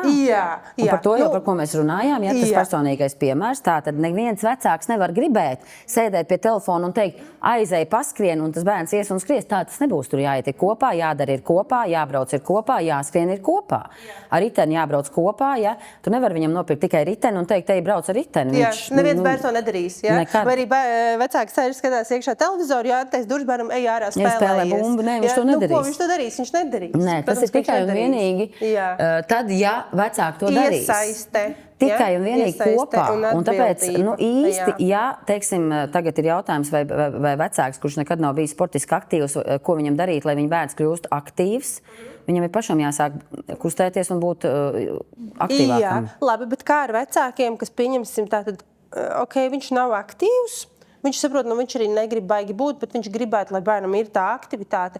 Un attiecīgi tātad nodrošināt viņam to, ka bērns regulāri iet uz treniņiem. Vai tas palīdzēs bērnam arī tomēr attīstīt? Noteikti. Tas noteikti palīdzēs. Un arī šīs treniņa iespējas šobrīd ir ļoti daudz un ļoti dažādas. Vai tu iesaki mēģināt? Iet uz futbolu, nepatīk? Vedam uz tenisu. Zini kā, tur, teiksim, ir vispār šim konkrēti ieteikumam noteikti ir, kokam divi gali, ja? Jo arī tas, ko es saku par šī gadsimta bērniem, un mēs jau runājam, mums viena no treneriem arī sportklubā ir arī ar psiholoģijas izglītību, un mēs runājām tieši šodien par to, ka nav fokusa. Tas šobrīd nav tāda fokusa noturība, ja? Kas varbūt nāca pagājušā gadsimta bērniem, ja? Ar kaut kādu mazlietiņu arī citu tādu vispār jau pasaules to iekārtojamību tanī brīdī. Šobrīd tas, kad ir ļoti mazi bērni jau tiek pie telefona un pie tām šī brīža visām tām TikTok un tiem formātiem, kas ir tie ļoti īsie, tie rīlveidīgie. Ja? Man vecākais dēls ir sporta psihologs, viņš saka, tā ir šobrīd milzīga problēma, jo tie bērni viņi pierod pie 15 sekundžu fokusa. Tas ietekmē kognitīvās funkcijas. Un viņš vairs nav gatavs pat minūtei, kur vēl tas vingrinājums, ko tu gribi tagad 5 minūtes to vingrinājumu? Jā, bet attiecīgi, lai ieviestu to balansu, labi, mēs saprotam, būs tie bērni, mēs viņiem neizrausim arī telefons no rokām, ja, tā ir mūsdienu sastāvdaļa, bet tāpat laikā šeit noteikti tāpēc arī ļoti ieteicams ir viņam būt sportā, jo tur viņš to uzmanības fokusu trenēs. Jā, viņš trenēs tās koncentrēšanās spējas. Jā, viņam būs grūtāk, ja, bet viņam tā ir iespēja tomēr nostabilizēt. Līdz ar to tagad, tāpēc es par to mainīju to sporta veidus. Ja? Tas arī būs, tas nāks komplektā bērnam līdzi. Tā fokusa nenoturēšana, ja futbols, man patīk, man beidzās fokus, ne kaut ko citu, tagad šitais, te kaut kādas raibas, citas krāsiņas man patīk, beidzās tās krāsiņas man vairs nepatīk. Tāpēc es īstenībā neiesaku tā mainīt, tik ļoti mainīt, nē. Es īstenībā iesaku sameklēt kādu tādu vietu, vai, es nezinu, klubu vai kaut kādu treniņu grupu, kur ir iespēja kaut vai viena gada laikā pamainīt daudz dažādus sporta veidus. Un tomēr, mēs ar piedāvājumu slēgt līgumu uz 12 mēnešiem. Man liekas, tas labākais formāts. Un noslēgt šo līgumu uz 12 mēnešiem un izmēģināt visas tās iespējas, kas 12 mēnešu laikā tiek piedāvāts. Un pirmām kārtām paskatīties uz to sporta veidu kaut vai visos 4 dažādos gada laikos, kur būs pilnīgi atsevišķi arī, tā kā mums ir ārā sporta veids, ja mums, protams, būs katrā gada laikā cita darbība, bet visas viņas būs ārā svaigā gaisā. Un tomēr tad arī tam bērnam dot to iespēju to gadu izmēģināt. Un tur viņam būs iespēja pamēģināt gan to, gan šo, gan vēl kaut ko. Es zinu, ka mēs neesam vienīgais klubs un vienīgā sporta veida specifika, kas piedāvā tādu formātu 12 mēnešu gadā.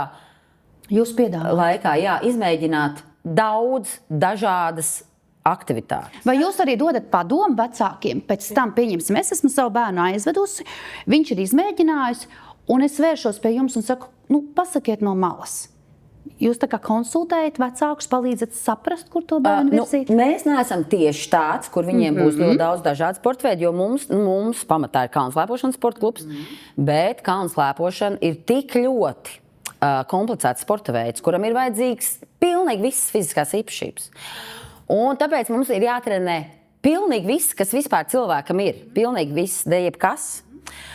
Un mums tāpēc ir tie treniņi gan skrituļu slidošanā, gan riteņbraukšanā, gan fizioterapijā, gan pa jūras skrienot ar plikām kājām. Super, ka jūs to pasakat, jo jūs tikai pa kalnu slēpošanu visiem liekas, ka tas ir ziema kalns, bet es gribēju teikt, ka jūs pusvasaru pavadat skrituļu slidošanas trasēs. Mēs darām pilnīgi, ko mēs spēlējam visādi sporta spēles, mums ir šķēršļu joslas, kustība rotaļas, mums ir ļoti daudz dažādu vingrinājumu, un bērnam ir iespēja caur mūsu treniņu procesu, piemēram, 12 mēnešu laikā gūt ļoti daudz dažādas sajūtas, uztrenēt ļoti daudz dažādas muskuļu grupas un, pirmkārt, pašam kļūt fiziski aktīvākam, nostiprināt imunitāti svaigā gaisā.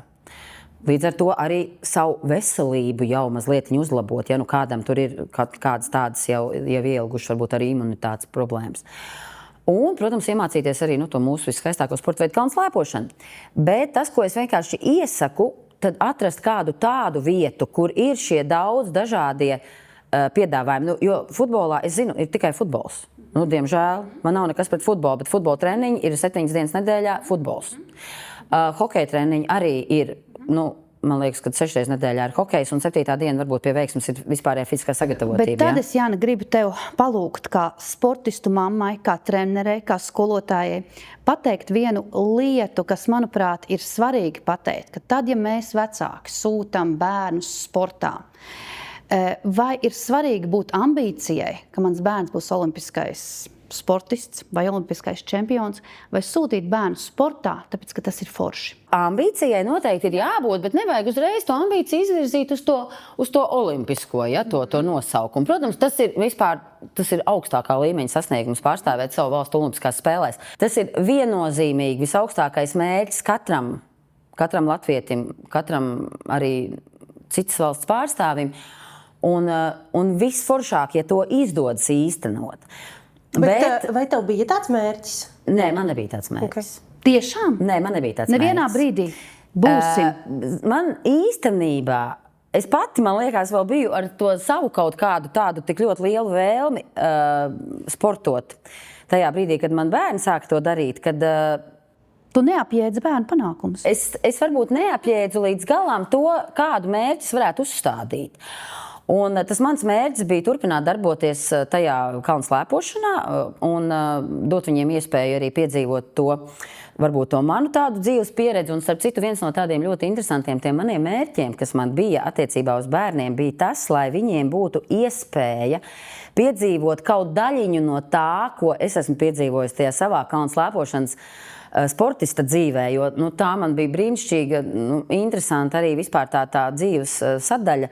Un izbraukāt tur pa tiem kalniem, pa tiem tur dzīvot arī kaut ko. Bet tev jau nebija tā plašā Eiropa, kas tuviem bērniem, kur vēl pasauli. Mums nebija. Bet tajā pašā laikā, piemēram, mēs 5 nedēļas dzīvojām kalnos, Altai kalnos teltīs, mums vārīja uz uguns to ēdienu, lai mēs varētu tur pat tajā tuvējā ledājā slēpot. Un tā, protams, ir milzīgi tāda pieredze, kāda droši vien vairs šodien mēs tur nevaram naudu nopirkt. Labāk iedot bērnam pieredzi, nevis tās medaļas. Jā, labāk to procesu. Un tāpēc viena no tā manām domām bija, ka es gribu kaut daļiņu no tās savas sportista sajūtas iedot tam bērnam, savam bērnam. Tas man bija mērķis.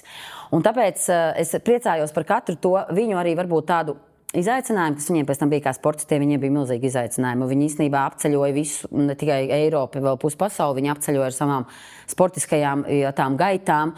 Un tie bija milzīgi, viņiem grūti arī tie apstākļi savu reizīt, jo viņi katrs pats sev bija gan šofers, gan pavārds, gan slēptaisītājs, gan treneris, gan atbalsts, gan psihologs, gan tanī brīdī arī savu reizīt mammu un tētis. Un viņi tiešām arī ļoti, ļoti augstu ir tikuši visi, kā kalnu slēpošanā. Respektīvi, tai ambīcijai ir jābūt, bet tu nevari visu laiku domāt tikai par bērnu rezultātu, lai viņš tev ir jāsaprot par to, ka milzīgi liela bērnam tā vērtība būs tas process, kam viņš ies cauri. Un tev ir īstenībā veiksmes stāsts, ja tu kā vecāks vari koncentrēties arī uz to procesu, izbaudīt to procesu un pieņemt, kad šis process veidos bērnu.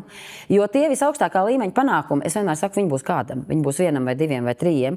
Bet mēs kā ieguvēji varam būt no tā procesa. Un es noteikti saku, ka konkrēti, piemēram, arī Jurģis šobrīd, ja kā varbūt nav ticis līdz olimpiskiem augstumiem, lai arī viņš varbūt pat būtu varējis, ja, ar savu to kalnu slēpošanas prasmi. Bet viņš ir tik milzīgs ieguvējs šobrīd no tā sportiskā procesa, ko viņš ir paņēmis līdz sev tagad tajā mūzikā, kurā viņš ir iedevies ar milzīgu tādu arī jaudu. Un varbūt viņš pat pats neapzinās to, cik milzīgi daudz viņš ir jau uzsākot šīs mūziķa soļus, cik viņam bija. Tev ir viegli apjēgt, ka tev viens bērns ir mūziķis, nevis sportists. Zini, mums tas ir piedzīvojums, mēs joprojām to piedzīvojam, jo mēs vispār izbaudījām ļoti arī to viņa to startu tajā X-faktorā. Mēs, protams, viņu uzņēmām kā tādu sportisku arī azartu. Un mēs ļoti izbaudījām visi, un lielie brāļi bija ļoti priecīgi un pārsteigti un arī ļoti lepni. Mēs visi esam ļoti lepni. Ar to, ka viņš tiešām varēja no tās sportiskās vides ar to sportisko rūdījumu arī neapjukt tajā mūzikā un neapjukt tajā muzikālajā, varbūt arī tajā dzīvē. Un beidzot, mamma var uzvilkt varbūt kleitu un augstspējas kurpes un doties uz koncertu, un ne tikai uz trasēm un stadioniem. Mēs arī dodamies uz visiem viņa koncertiem, arī cik vien varam mēs dodamies. Un īstenībā, nav jau tā, ka viņš galīgi tur no nulles ieliec. Viņš jau dziedāja no bērnības, un viņam ļoti patika dziedāt, un viņš dziedāja arī braucot pa to kalnu augšā. Ja viņš man, piemēram, katrā treniņā augšā pa pacēlāju braucot dziedāja, un tad uzbrauc, tad nobrauc, un atkal braucot augšā dziedāja. Un mums ir ļoti spilgtas tās atmiņas, par to, kad maziņš jau pavisam tāds 7-8 gadīgs, viņš vienmēr pa kalnu brauca ar dziesmu. Un man varbūt es varbūt nebiju aptvērus, ka viņš arī caur to dziesmu varētu nonākt līdz tādām augstām virsotnēm tajā kalnu slēpošanā, bet viņš tiešām nonāca.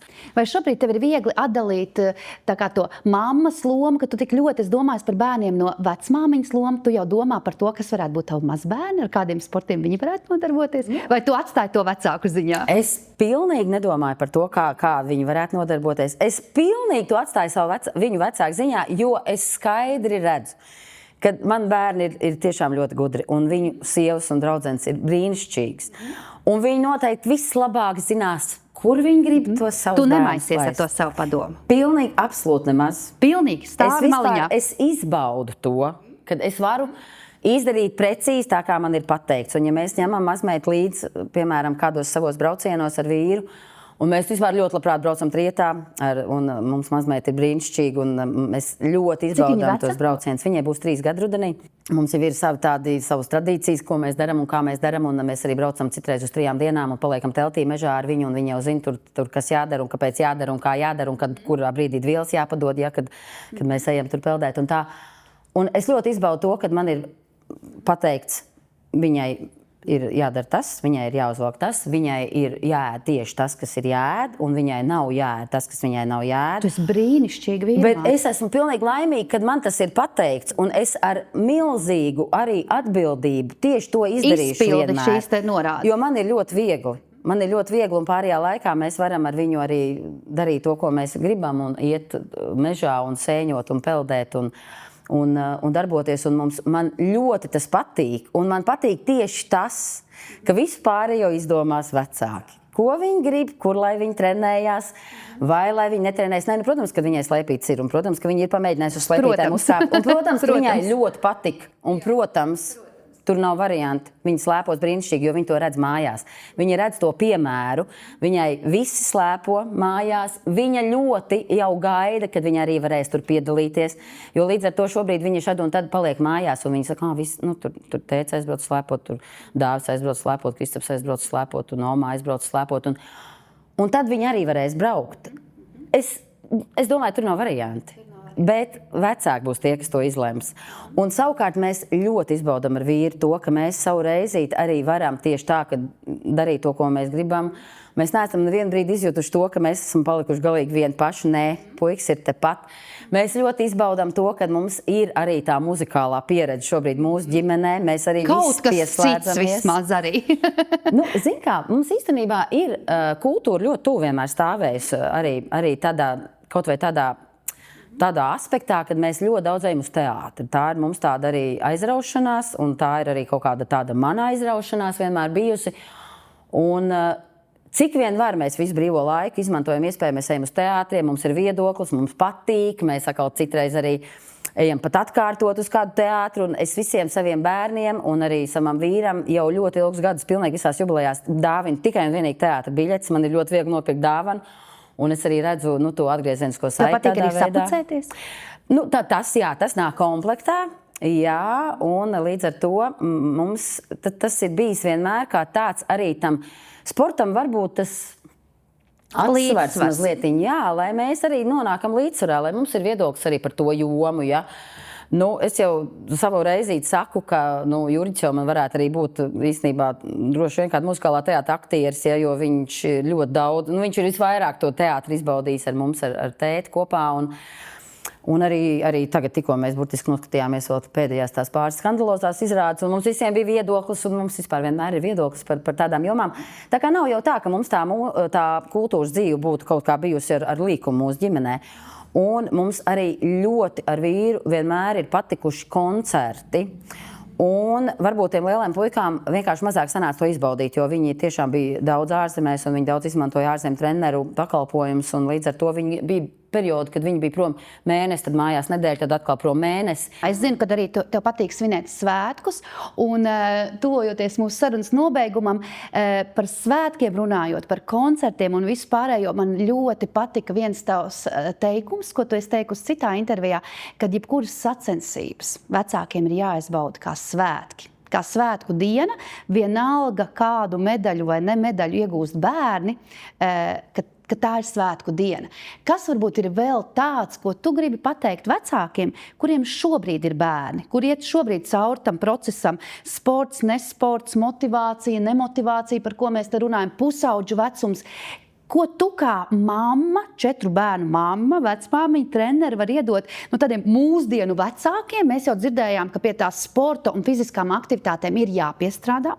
Vienkārši ir, katram pašam ar sevi, velkam paši sevi ārā, gan tās mammas, gan tie tēti, velkam paši sevi ārā un velkam arī tos bērns līdz. Bet kas ir vēl tā veiksmes atslēga, lai mēs būtu tādi forši, enerģiski, dzīvespriecīgi? Kas ir tas, kas dzīvē ir jādara? Katram tā sava atslēga jau būs pašam jāatrod, ja, un tas par tiem svētkiem runājot, ja, un es, protams, tagad varu atkal pateikt to, jau nodrās to frāzi, bet Noteikti es katram vecākam iesaku tiešām izbaudīt to bērna iešanu uz to treniņu procesu, atrast kaut ko savu, ko viņš varētu tajā dienā, tajā laikā arī, kā viņš varētu to baudīt. Tad te man ir piemērs, manā klubā vecāki ir iemācījušies to izbaudīt, jo viņi tajā laikā, kamēr, piemēram, bērni ir treniņā, viņi paši savācās grupiņās dodās pārgājienos vai skrien, vai brauc ar riteņiem, vai ziemā uz kalnu arī, teiksim, nāk un slēpo kopā ar mums un vispār piedalās vēl treniņu procesā. Un viņi tādā veidā var izbaudīt to savu laiku, kamēr viņi ir bērnu atveduši un tas bērns trenējās. Un tādā veidā viņi arī var labāk izbaudīt to bērnu treniņu procesu, ja, un pārunāt pēc tā treniņa. Un ne tikai par bērniem domā, bet vēl par vecākiem, kā viņiem labi justies. Jo tas ir nenormāli svarīgi, un es to zinu jau arī BMX un arī kalnu slēpošana, un vēl pāris sporta veidi ir tādi sporta veidi, kas ir tikai un vienīgi uz vecāku pleciem. Un ja vecāki tam neizies cauri un to pudu sāls kopā ar bērnu un ar treneri neapēdīs, tur nebūs nekā, ne rezultāta, ne arī tā pieredze kolosālā. Un tāpēc es, protams, varu teikt, izbaudiet to, ko bērns dara, un tiešām sviniet svētkus. Un katras sacensības ir šie svētki. Un es vispār, tā kā bez liekuļošanas var teikt, mēs svinējām katras sacensības, katru to vispār to Jurģīšu vietu diplomu par 17. vietu mēs svinējām. Un tad, kad viņš nonāca kādreiz mūžā līdz tai 9. vietai, ja, tad mums vispār bija tādas svinības, un viņš man vienā reizē teica, bet tu tiešām domā, ka tā 9. vieta ir tik laba, jo tu zini, tur tam manam draugam vecāki nebija priecīgi arī par 4. Un es saprotu, ka es jau nevaru nevienam ar karotīti iestāstīt. Sviniet, priecājieties, no sirds priecājieties. Un tad jūs varēsiet tālāk arī visu kopā darīt, jo tā motivācija, viņi nāks pamazām palēnām, vienam caur to medaļu, vienam caur to diplomu un par tām svinībām, kas bija tanī dienā par to manu 17. vietu. Ja? Viņš gribēs vēlreiz būt tajā epicentrā. Viņš gribēs vēlreiz sajust no mammas to tiešām neviltoto prieku un aiznest viņu arī uz bērnu dārza parādu to diplomiņu. Ja? Ja Mans bērns saka, mami, tu vienmēr būsi priecīgi. Pat ja es pēdējais nobraukšu, tu vienmēr būsi priecīgi. Viņš man tagad drusku pārmet, kad man nav šī ambīcija, man ir vienmēr prieks par to, kā viņš nobrauc. Bet, zin kā, es arī tāpēc saku tādām mamām, ja, kas arī man citreiz saka tieši to pašu tekstu, es saku, bet var jau priecāties ne tikai par to rezultātu. Var priecāties par to, ka tu biji šodien visos treniņos. Kolosāli. Mums atkal ir iemesls vispār kaut kādām, piekdien, ko mēs darīsim, aiziesim, nopirksim pitu. Tu šodien biji visos treniņos, un man tev nebija ne uz vienu treniņu jāpierunā. Arī tas ir tāds, par ko tu vari priecāties. Un mēs noteikti svinam katru to treniņu. Mēs īstenībā kā svētkus uztveram katras sacensības. Mēs brauksim uz nedēļu prom slēpot vienalga kaut kur. Tie atkal ir svētki.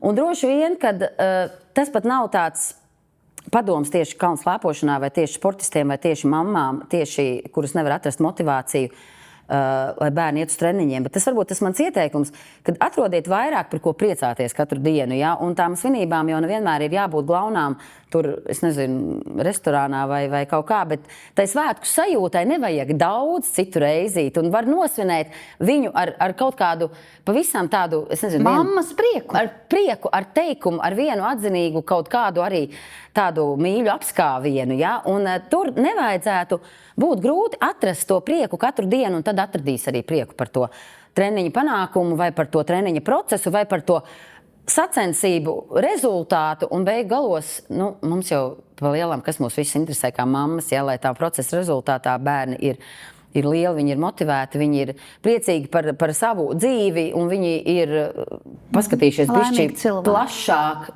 par to rāmīt. Un tas ir par to sajūtu. Jā, tieši tā, es gribēju teikt, ka tas ir par to sajūtu, jo bērni jau nolasa vecāku sajūtas. Viņi jebkurā gadījumā jūt. Un tas, ko tu ļoti, ļoti nodod caur šo sarunu, kas noteikti arī atbild uz to jautājumu, kas radīs to motivāciju bērnam, ja, ir prieks par to procesu. Un tieši mīlestība pret procesu, svinēt to sasniegumus. Jo, redz, bieži vien vecāki tiešām uzliek par mērķi, tas, ko tu, Ilze, jautāja, ka tam bērnam jāsasniedz kaut kāda ļoti, ļoti augsta latiņa. Un tad, kad bērns to neizdara, tad vecākam notiek vilšanās, tad ir kaut kāda pārmetuma, ir kritika, un tas tieši vēl vairāk demotivē bērnu. Ja? Un šeit ir tā atbilde, ka tu spēj par viņu priecāties arī par maziem sasniegumiem, tas viņu motivēs uz lielākiem sasniegumiem.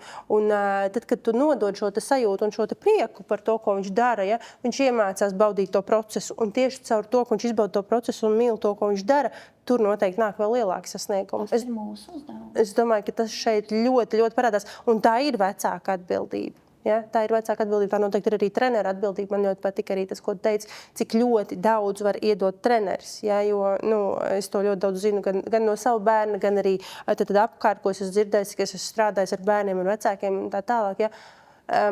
Cik ļoti daudz var iedot treneris vai pozitīvas motivācijas un vēlmes vispār pēc tā, ko bērns dara, vai tieši negatīvas, ja ka bērns pateiks, es nekad dzīvē vairs to nedarīšu, un tas nav mans, un es to negribu. Jebkurā tēmā un jebkurā sfērā tas tā var būt. Ja? Un šeit ļoti skaisti to caur tādiem saviem arī piemēriem izskaidroja un pastāstīja. Tā kā tiešām paldies tev par šo stāstu. Paldies, tiešām milzonīgs. Un, lai izdodās, kā teikt, šī tava jaunā loma, tāda jūsu abu jaunā loma būt vecvecākiem, tikpat aktīviem, tikpat dzīvespriecīgiem, un lai jūs arī šis ģimenes uzņēmums virsotne, cik es saprotu, ja, lai piesaist ar vien jauns un jauns sportistus, un lai tie mūsdienu jaunieši ir tikpat forši un aktīvi, kā bija tavi bērni.